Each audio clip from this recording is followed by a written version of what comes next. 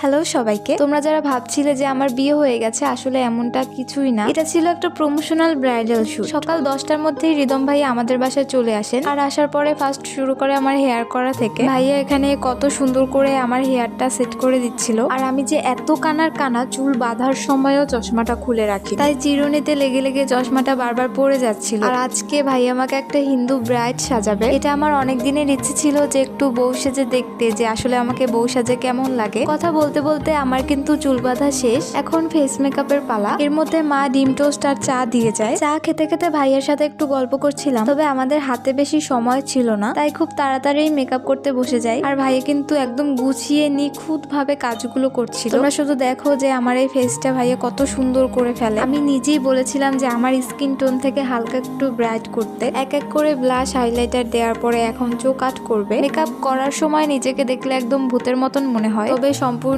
Makeup শেষ করার পরে দেখতে অনেক সুন্দর লাগে। চোখ আট করার সময় আমার চোখের পাতা অনেক কাঁপছিল, এর মধ্যেও ভাইয়া কত সুন্দর করে চোখটা আট করে দিল। ফেস মেকআপ কমপ্লিট করার পরে একটু মুকুট আর টিকলি পরে দেখছিলাম যে আমার ফেসের সাথে কেমন মানায়। আর এদিকে ভাইয়া পান পাতায় কলকা আট করতে করতে মা আমাকে শাড়ি পরিয়ে দেয়। এমনিতে ভাইয়াও কিন্তু সব স্টাইলে শাড়ি অনেক সুন্দর করে পরিয়ে দিতে পারেন। আমি কিন্তু ভাইয়ার কলকার অনেক বড় ফ্যান। পান পাতায় দেয়া কলকাটা যতটা না সুন্দর হয়েছে, তার থেকেও বেশি সুন্দর হয়েছে আমার কপালের কলকাটা। আর এই কলকার জন্য কিন্তু আমি একটু বেশি এক্সাইটেড ছিলাম, কারণ আমি এই ফার্স্ট টাইম কলকা করছি। এরপরে আমার হাতেও ভাইয়া সুন্দর করে কলকা করে দেয়। ভাইয়ার কিন্তু অনেক ধৈর্য, আস্তে আস্তে একা হাতে সব কাজ গুছিয়ে একদম টাইমের মধ্যে শেষ করেছে। এরপরে আমি এক এক করে জুয়েলারি, মুকুট, ওড়না সবকিছু পরে নেই, আর আমার বউ সাজও কমপ্লিট হয়ে যায়। আর এটা হলো ফাইনাল লুক। তোমরা যদি একদম রিজনেবল প্রাইসে এমন সফট গ্লোয়িং একটা মেকআপ লুক চাও, তাহলে তোমাদের স্পেশাল ডেতে ভাইয়াকে বুক করে ফেলতে পারো। ভাইয়ার পেজের নাম হলো রিদম রাজ মেকওভার। আমি ক্যাপশনে ভাইয়ার পেজের লিঙ্কটা দিয়ে দিচ্ছি, তোমরা চাইলে ভাইয়ার পেজ থেকে ঘুরে আসতে পারো। সবার বাজেটের কথা চিন্তা করেই কিন্তু ভাইয়া অনেক